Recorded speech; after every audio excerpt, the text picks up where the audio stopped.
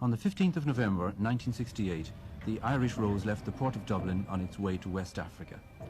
The ship carried a load of food and other supplies for the victims of the Nigeria-Biafra War, and its cargo included milk powder, salted fish, potato flake, tin meat, blankets, clothing and medical supplies, all of them donated by the people of Ireland.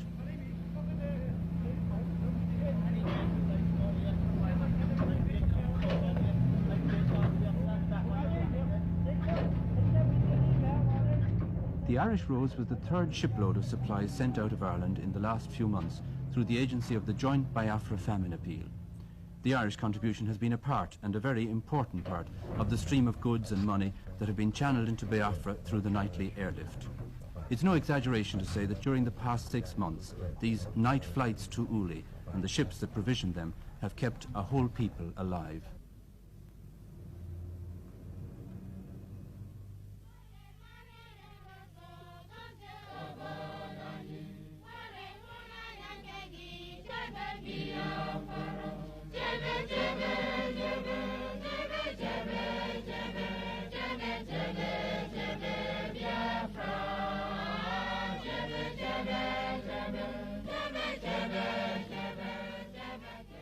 On the 30th of May 1967, the independence of the Republic of Biafra was declared.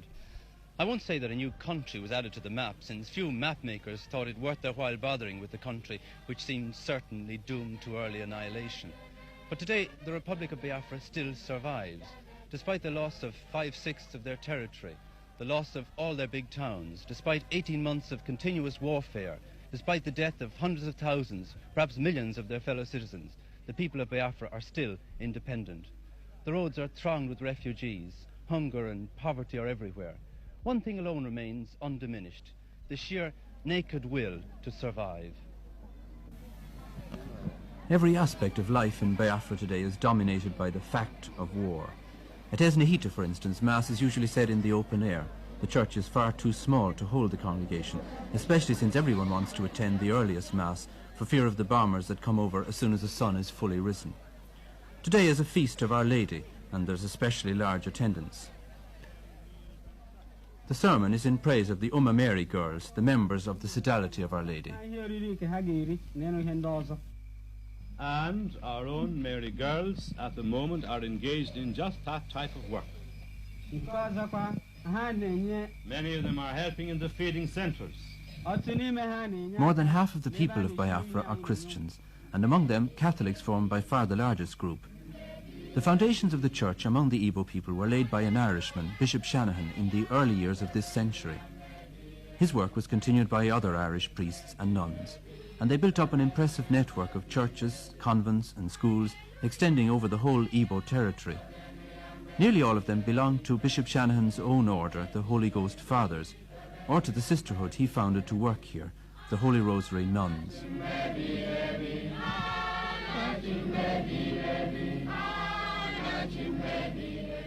The outbreak of the war brought many problems for the missionaries. As the federal Nigerian troops advanced, the Igbo people fled in front of them, and the priests and nuns who had worked with the Igbos moved with them. Some of these displaced missionaries have since returned home, but enough have remained to ensure that all the missions and convents in Biafran-held territory are fully staffed. The emphasis of their work has changed greatly, however, and with all their schools and colleges closed, they find that most of their time is spent in bringing relief to the sick and hungry among their people.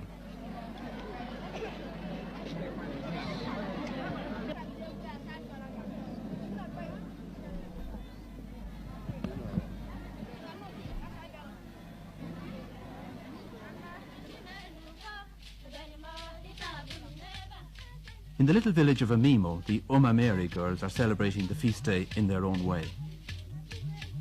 Since the fall of the town of Owerri, Amimo has become the centre of administration for what is left of the Owerri diocese.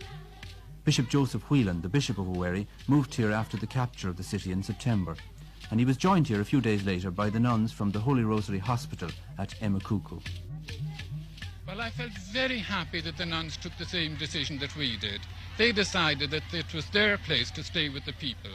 And even when they evacuated Emekuku Hospital, which was their first foundation in Owerri, and we called it the mother of all the churches, when they evacuated their big hospital, they came down here to Amimo, and 6 have actually remained on, 2 of whom are sister doctors.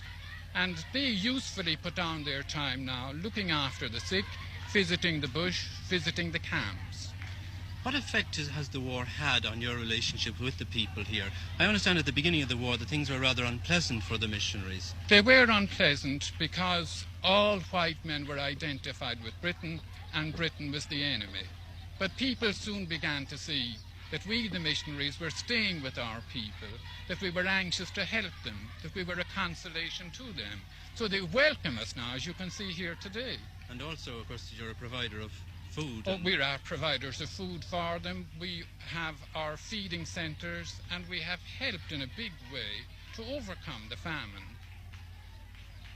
When you left the Diocese of Owerri, or rather the town of Owerri, you left it at a time when it was very hopeful for the future, just building your cathedral. What were the circumstances of your leaving, actually? Well, the military circumstances were that our own army had no arms or ammunition to defend the town, so the town fell really without a shot. And our people had evacuated on the Friday and the Saturday. Sunday morning after Mass for some of the military, I left myself. And that was one of the saddest experiences of my life, because for 20 years I have been bishop here and built up the diocese, built up a cathedral, a whole education centre, a whole centre of administration. Then in one day, it's all lost. One of the few things salvaged from the fall of Owerri was this machine for making altar breads. The machinery was imported from Italy just before the war began and has been in continual use ever since. The war has obviously made no difference to the deep faith of the Igbo people. Working at full capacity, these girls can produce 250,000 communion hosts every month. But even at that, they only barely manage to keep pace with the needs of the Owerri diocese, and the other 4 dioceses in Biafra have to provide their own supply.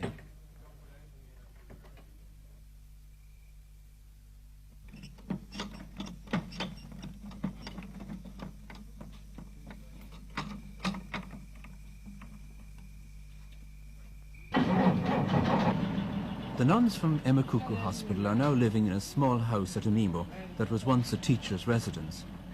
From here, the sister doctors set out each day to visit the refugee camps in the neighbourhood. In the last year, the population of Amimo has jumped from 12,000 to more than double that number, as the refugees have continued to flood into the district. The sisters, who are refugees themselves, can sympathise with their plight. Do you remember much of the journey? Was there tremendous congestion on the road? Well, for 2 days before we left Emekuku, the refugees were on the road day and night. Cars were absolutely whizzing past all night. Then most of the refugees were travelled by foot, as they say, or on bicycles, and it was usually a man wheeling the bicycle and a baby on the back, or the mother on the back with a baby on her lap and a baby on her back, and then another baby on the handlebars, and they usually had a goat or 2 attached to the back of the bicycle. And that was a steady stream all along. It was just pathetic. Even some of the mothers just couldn't take the whole of their families and lost some of the children on the way, because there was a lot of bombing these few days, you see. And they would be walking along the road, and the next thing the jet would come overhead, and everybody ran for bush, and in the scurry they often lost their children. And we got 2 of children that were just left behind like that on our way to Amimo. And you took them here and we kept took them here, in Father, and kept them for a while. We haven't got a hospital here now, we just do bush work. But we kept them for a while because we have a few beds in the boys' school. We keep bad patients. And when these children got a bit better, we moved them to Amimo Hospital. So you've been completely uprooted from your hospital and you've had to adjust to a new Father. kind of life. What are you doing here in Amimo? Well, we had to form our policy when we came to Amimo, you see, because there were 6 of us and we had been used to a very well-run hospital. We had a training school for general nurses and for midwives. And after much consultation with parish priests and the bishop and the welfare officers belonging to government, we decided that we would go in for social work and, village visitation in a big way. So we decided that we would first do this area of Mimo, which comprises of 5 villages, and each village has about 7 compounds, you see. And in each of these compounds there are, well, anything between 600 and 1,000 people. So we decided that we would see everybody in each compound, whole families together.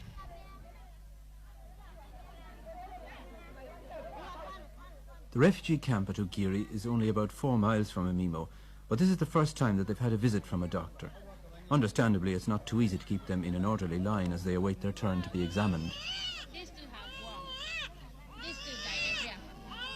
These two cough. This one has cough and diarrhea also. This one, the skin is... It may take several days, but Sister Doctor intends to examine every man, woman and child in the camp, taking them in family groups. She's not feeding. No, but we'll arrange for her to feed in the centre.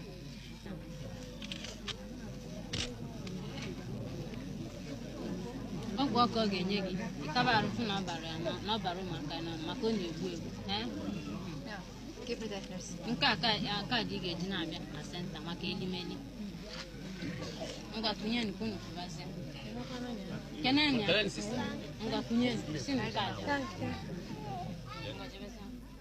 There are nearly 1,000 refugees in the camp, and there's hardly one that's not in need of medical attention. The disease of kwashiorkor, which is caused by lack of protein food, is widespread, especially among the children.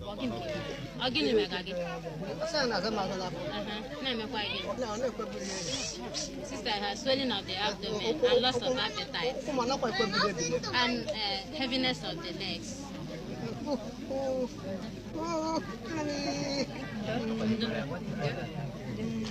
Where is his family?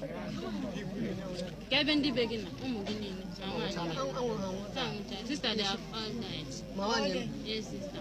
His wife has died? Yes, sister. And the children. And the children? Sister, the children and the wife died from kwashiorkor. Oh, yeah, go on. Sister,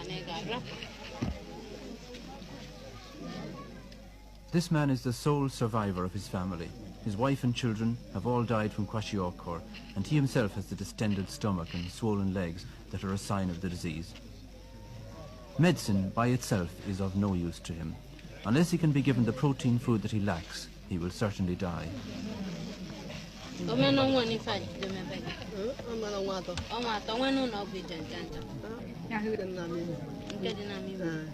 So come to see us, nurse, at the centre.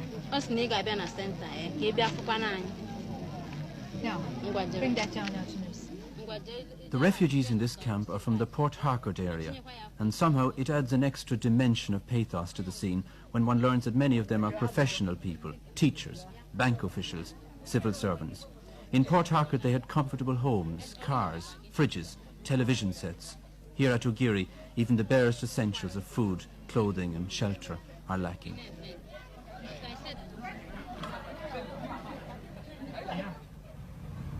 At the Holy Rosary Hospital in Ihala, the roofs of the buildings are covered with palm leaves in a not very successful attempt to hide them from passing bombers. But at least the buildings are still standing and the hospital still functions. All day long the lorries roll up to the hospital entrance filled with new patients, wounded soldiers from the battlefield and civilian victims of the bombing and shelling. There are no ambulances and the wounded are laid on the bare floorboards. To save precious petrol, the lorry waits until it's full before making the journey to the hospital. The long delay and the journey over rough bush roads does nothing to improve the condition of the wounded. The doctors, who are all Biafrans, work wonders under impossible conditions. There's a shortage of food, medicine and equipment. The lights in the operating theatre fade up and down when the generator runs short of fuel, and the surgical instruments are sterilized in a pot over an open fire. Yet on one night recently, 120 operations were performed in the hospital, many of them involving amputations of limbs and other major surgery.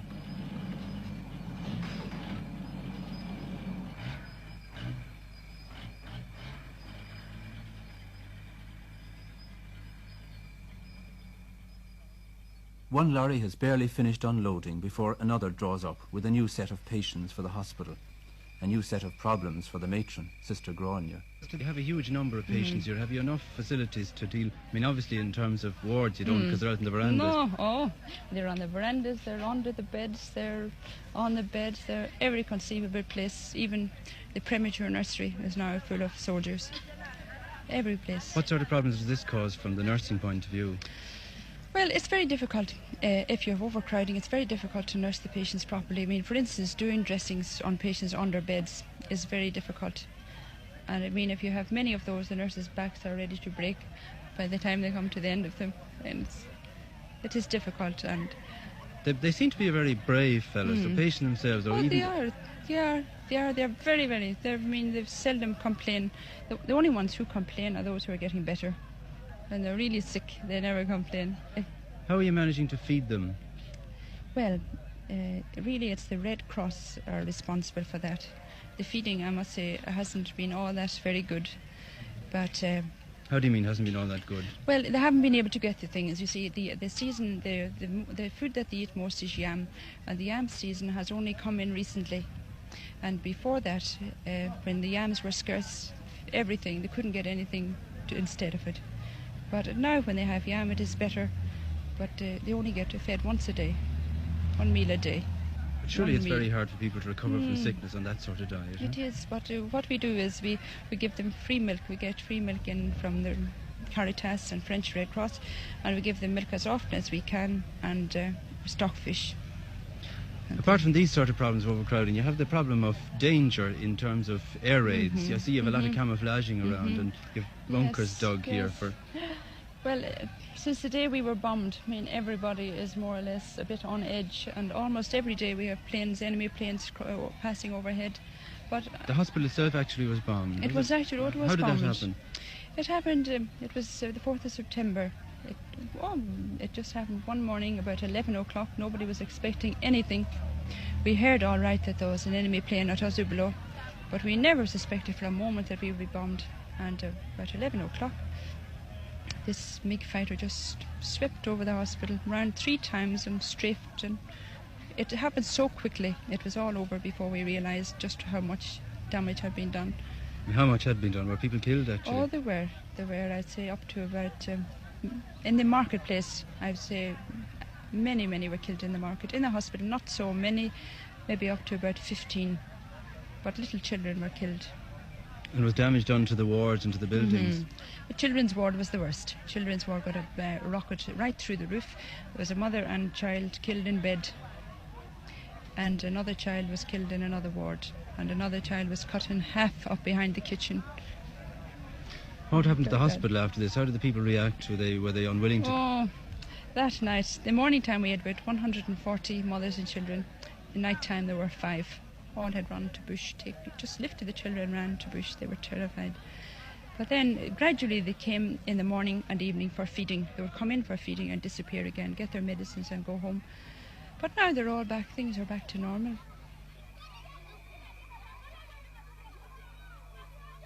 Day after day in Biafra, the unending search for food goes on. The village restaurants still display their grandiose names to the passers-by, but their prices have soared and their menus have shrunk almost to vanishing point. There's nothing to drink except palm wine, nothing to eat except some fruit and vegetables, and even to buy these you need a very well-filled purse.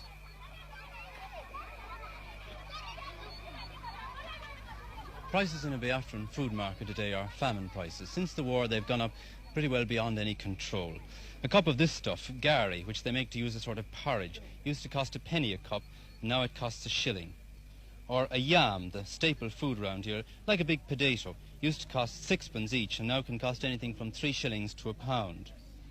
Or a cup of salt, which is a very important commodity in a hot climate, used to cost a penny for a little cup like this and now costs 15 shillings.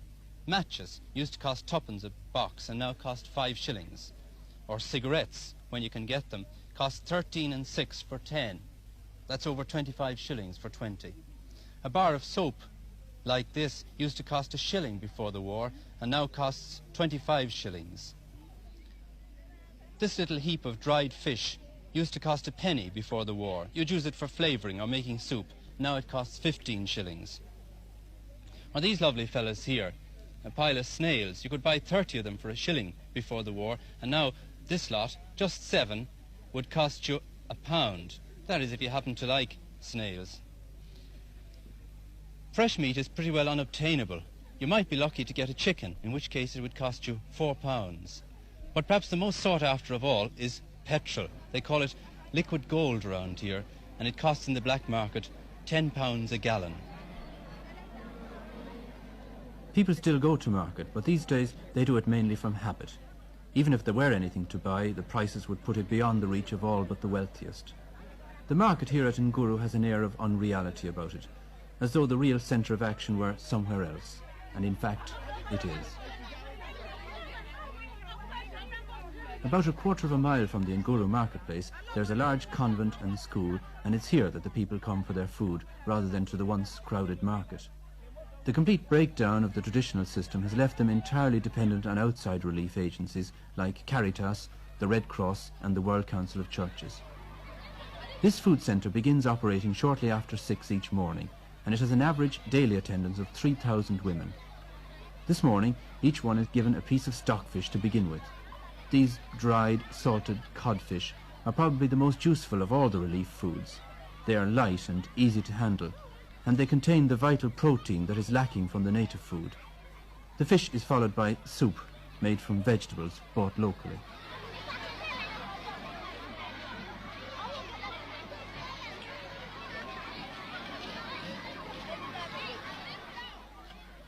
Since the Nguru Feeding Centre is administered by nuns, most of their supplies come from Caritas, the Vatican relief agency.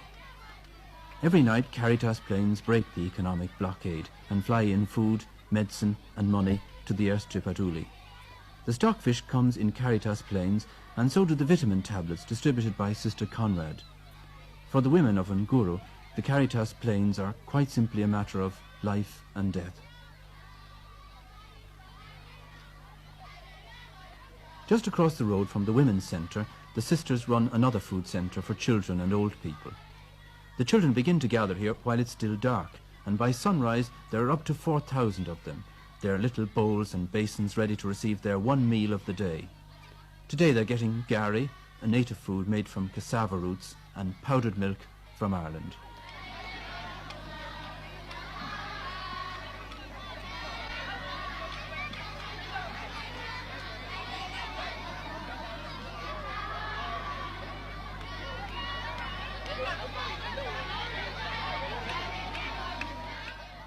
The children are supposed to form orderly lines and quietly await their turn to be served.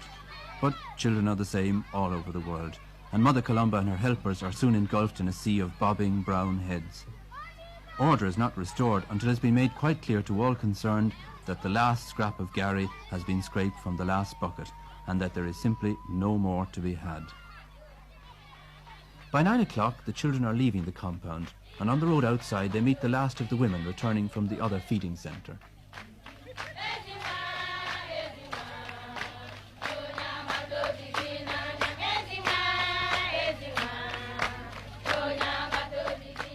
The women are happy, but they're also keeping an eye on the sun, because they know that when the sun is fully risen, the bombers come, and the bombers are no respecters of women or children, or for that matter, of convents. A recent air raid on the convent compound, just after the people had left, wrecked the children's clinic, killing a number of children and their nurse. Had finished the feeding. I was over at the college. I didn't know where the plane was going to drop discharge its load, but I did hear the explosion. I looked up and I heard the explosion. The convent was still there, but then towards the school there was a cloud of smoke rising up to the sky. This was down here? This was down here, so I suspected immediately that it was either the church or Sister's clinic. When I came over here, of course everybody was running helter-skelter. The Red Cross boys the sister had in the compound, I must say, were very good. They were helping, and the home guards, several of the home guards were helping, bringing out the bodies from under the debris. Many of them, including the staff nurse, who died later on in the day, was buried under the rubble. So they dragged out 3 bodies of children, And then several others were dug up, including an infant for about 6 months who was dug up from under the rubble. But the child survived, thank God. We thought it would die, but it did not. There is a great deal of hatred towards the Federal Army. They're called the Vandals. How do you as a sister feel towards them? That's a hard question to answer. As a sister, well, I should not feel any hatred towards them. If I did, well, that will be just too bad. As an individual, I have no malice whatsoever against them. I feel that somehow or other they just don't know what they are doing. There's somebody behind them. Left to themselves, they certainly wouldn't be capable of such unkindness. Do you regard this as actually as a civil war, or do you regard it as a war of one independent state against another? Well, for us, we don't call it a civil war. For Biafrans, it's a war of independence. We are fighting for our rights. We want to be independent because we feel that living with the others, certainly, we couldn't possibly live with them, together with them. We want them to stay together, stay on their own. We don't want to do them any harm. And if they leave us alone, that is all we want. 300 miles from Biafra, in the middle of the Atlantic Ocean, lies the tropical island of São Tomé. It was discovered by Portuguese explorers 500 years ago, and it's remained Portuguese ever since. Nothing much else has ever happened here, and the pace of life was distinctly leisurely up to March 1968, the month when Caritas decided to make São Tomé Airport the base for its relief flights into Biafra. Warehouses were rented, planes were flown in, and pilots were recruited who were willing to make the dangerous nighttime flight over hostile territory to the airstrip at Uli in Biafra.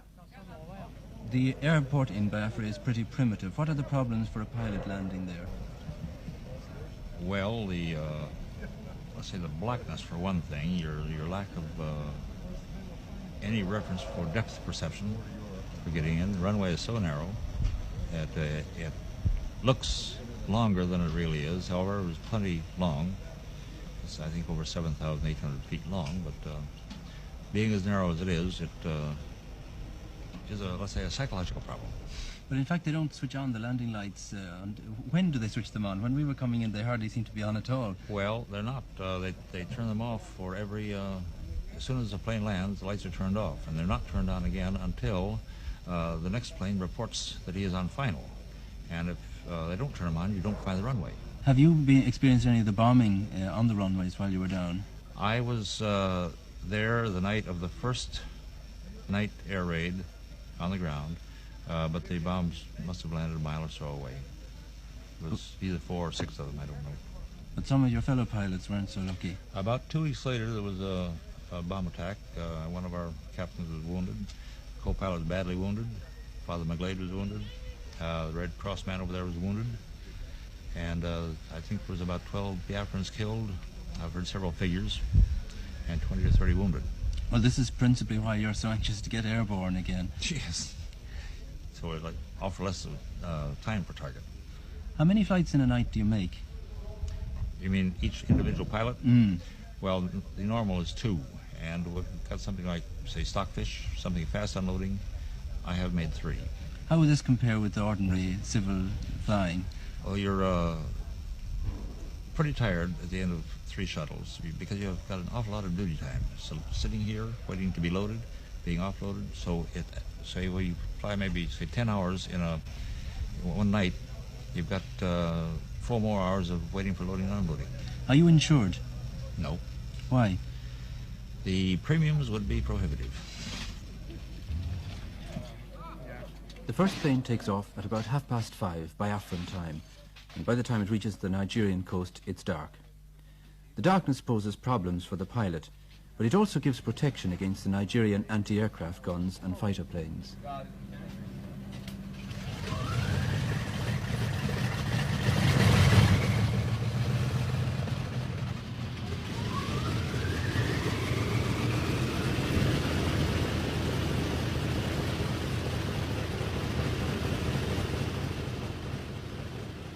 The Nigerian government has consistently tried to stop the relief airlift and has accused Caritas of flying in guns and ammunition.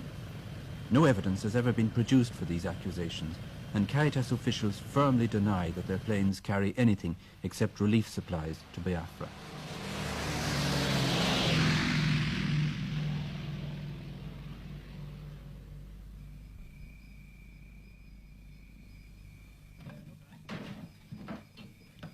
Inside Biafra, the supplies are transported to the Caritas Distributing Centre at Ihoma. A fleet of 26 heavy lorries are waiting here to bring them to the different camps and feeding centres. All the fuel for these lorries has also to be flown in, as well as tyres, batteries and other spare parts.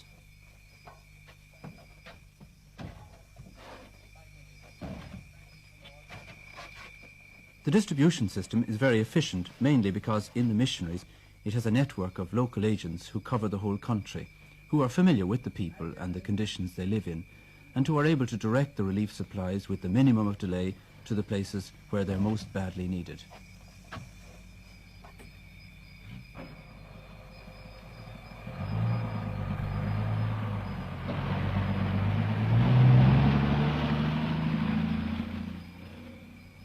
This is Mbutakaya, a small village on the southern zone of the Biafran war front. Mbutakaya has changed hands several times in the past few months.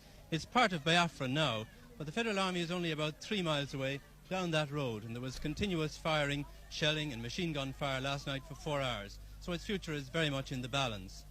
Here in the Catholic Mission there are 1,560 registered refugees, families who have left their homes in Port Harcourt and in the towns around there in front of the advancing Federal Army. They depend for their livelihood on whatever food they can obtain locally and for the relief supplies which come in from the airstrip irregularly. It's in a place like Mbutakaya that one sees the effects of war at their grimmest. The 1,500 refugees who are staying in the school buildings have been living like hunted animals for the past 6 months. When the federal troops advance, they flee into the bush. When they retreat, days or weeks later, the people return again. No outside food has reached them for most of this period, and they've been living on what they could find in the bush: fruit, roots, leaves, and an occasional vegetable. Many have died, especially children and old people. Today, a small truckload of dried fish has come to the village. The first food to come here since the federal troops retreated a week ago. The ration is 1 dried fish for each family.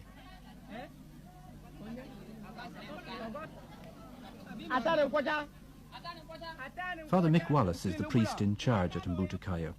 When he came back to his house this time, he found it stripped completely bare. Even the water tank, pierced by bullets, was empty.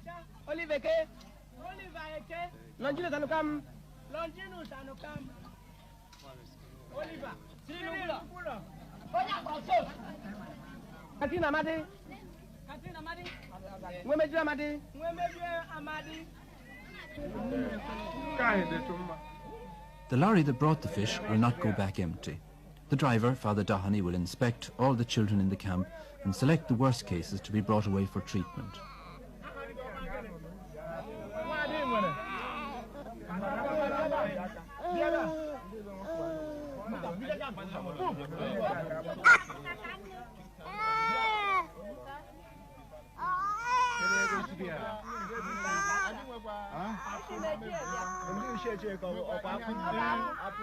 Father Doheny makes his selection. The names are written down, and the parents, if they can be found, are asked for their consent. The children will be loaded into the back of the truck and bounced along 20 miles of jungle tracks to the Kwashiorkor clinic. There won't be room for all of them at the clinic, and some will be sent abroad to Caritas camps in San Tome or Gabon or Ivory Coast. But first, each child's name is written on a piece of plaster and stuck on his forehead to avoid later confusion. One of the mothers is to go with the children and to sign the necessary forms on behalf of all the parents. Do you agree to that? We have agreed. All of them. In the Nine. You have 3 children of your own, but I want you to look after also these other children. You must know their names and know their mothers.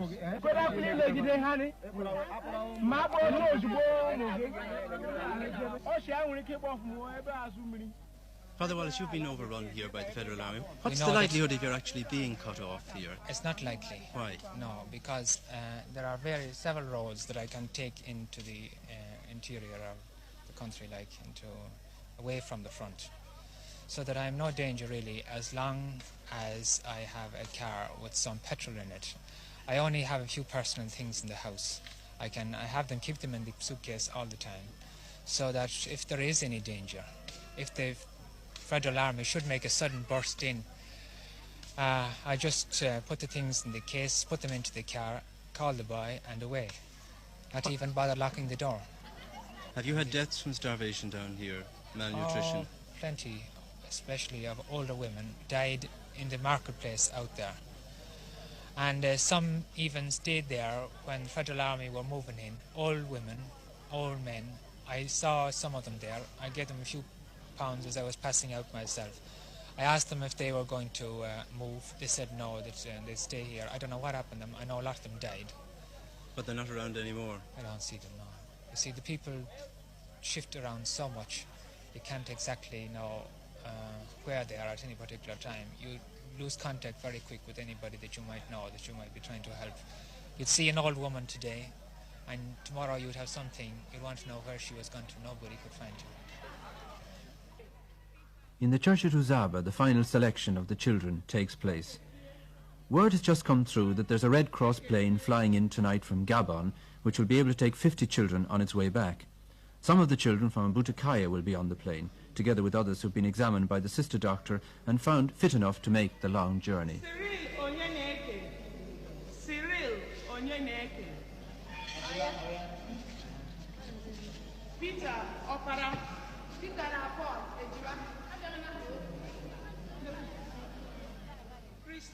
For each child going abroad, a long form has to be filled out in quadruplicate and signed by the parents or the parents' representative.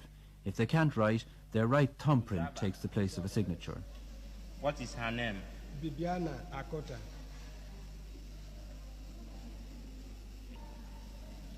Age? 4 years. Your hometown? Emekuku.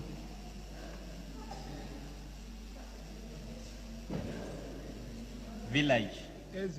According to the small print on the form, the parent agrees that his child be evacuated outside Biafra for treatment and care, be medically operated on if necessary, and be buried abroad in the event of death. Akota. Divinus Akuta? Akota, yes. Can you sign? Yes.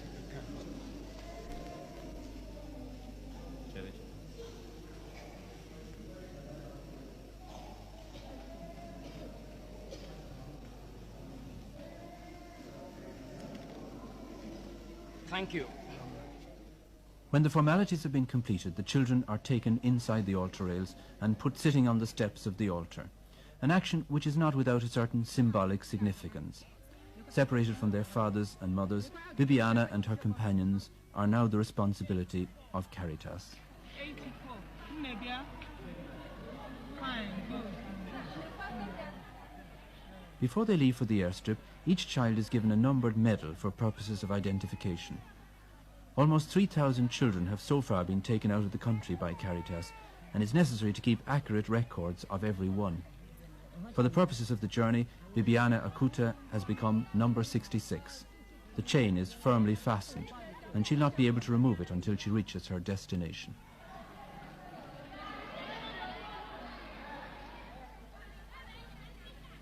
The children will travel to the airstrip in 2 small pickups, 25 in each.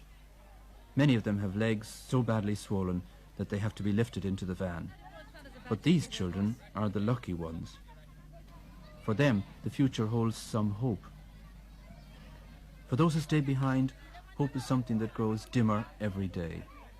In a few more weeks, the local yams and cassavas will all have been eaten, and the next harvest will be 6 months away. The supplies brought in by the relief planes will no longer be a supplement to the native food. They will be all the food there is.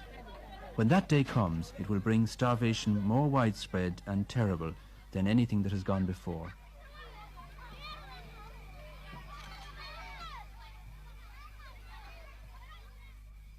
Colonel Adumedu Ojukwu has been president of Biafra and commander-in-chief of its army since independence was declared.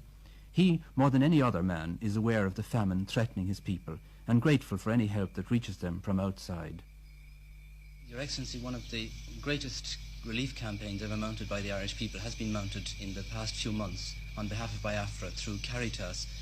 What effect have these airlifts had on the Biafran people? I think it has been a tremendous work.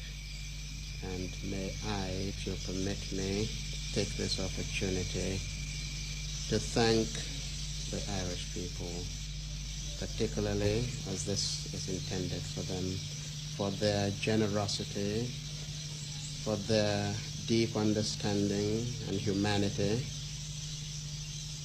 for their practical help in a time of such great travail. It is gestures and help of this kind that builds lasting friendship. We are very grateful today, tomorrow, and forever our people will be grateful. Irish missionaries were recently accused by members of the federal government of gun running and more recently of organising mercenaries. Would you like to comment on these charges? Quite idiotic. Absolutely. I don't know whether in fact anybody takes such an accusation seriously. It is the fluster of a frustrated people, and one can understand their frustration after all the massive support they're getting and finding they cannot conduct their quick kill. It is an accusation just made because they are not advancing in the battlefield. No Reverend Father, no missionary serves in Biafra as a mercenary or organizing one, or indeed doing anything directly to aid our war effort. All the Irish missionaries have done, and indeed the missionaries on this side have done, is their Christian duty of bringing hope, of bringing solicitude, of bringing relief to the afflicted people. That's all. Since the War of Independence began, most of the Irish missionaries have in fact remained here in Biafra. How do you feel about this? To me it's natural. A missionary comes in. It's like a wedding, for better or for worse. Right now it's worse. They stay with us. I never thought for one moment that they would leave, and I am happy that they have not left. Our entire people are happy. The Irish government, however, have not recognised officially the state of Biafra. How do you interpret this? Governments are usually slow in matters such as this.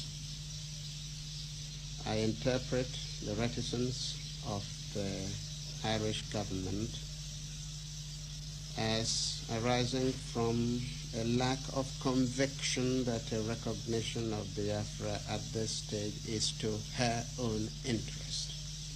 The people of Ireland have demonstrated their own feeling in this matter, but governments are always slow. I think that it's a good start that the people are understanding. This understanding by the people, I hope, soon will be transmitted to their accredited representatives and the government. We would very much, of course, like to see a more positive action, diplomatically and politically, from the Irish government. Your Excellency, it's now over 18 months since this war began. Do you have any regrets now about the secession of Biafra? Give me 1,000 opportunities again, I will do precisely what I have done. You have only to look at my people, go out to the streets and look at them and see exactly what they feel about the situation. I am today in a happy position of knowing that I have acted absolutely throughout according to the wishes of my people. No, I have no regrets.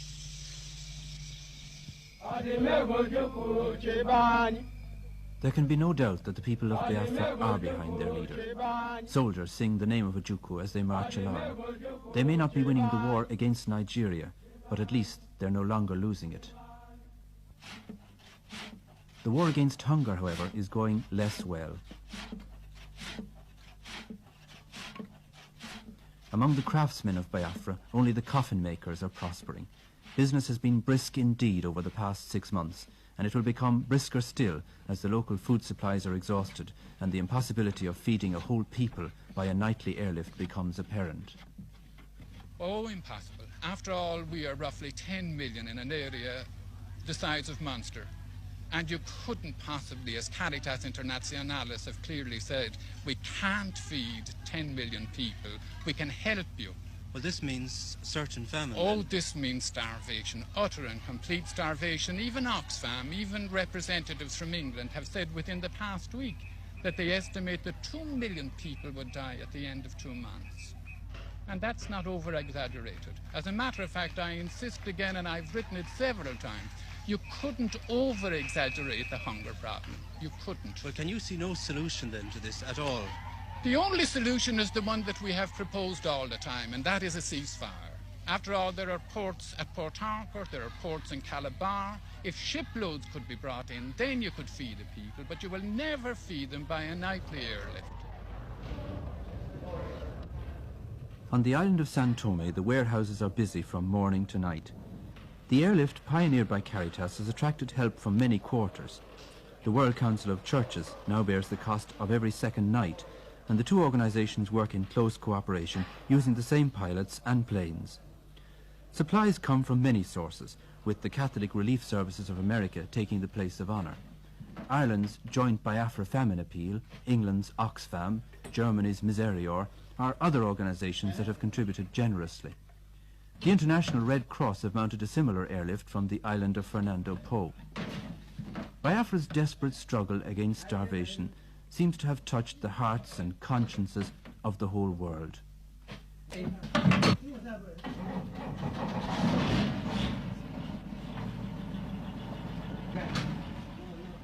It's an amazing achievement to have sprung from such modest beginnings, and no one is more surprised at it than the man who started it all, Father Tony Byrne, the priest who came to Africa to preach and baptize and ended up directing an airline instead. Father Tony Byrne, last March you organised the airlifting of 60 tons of food from Lisbon to Sao Tome, and this seems to be the beginning of the airlifting of food. Yes, actually this was the beginning. I came here last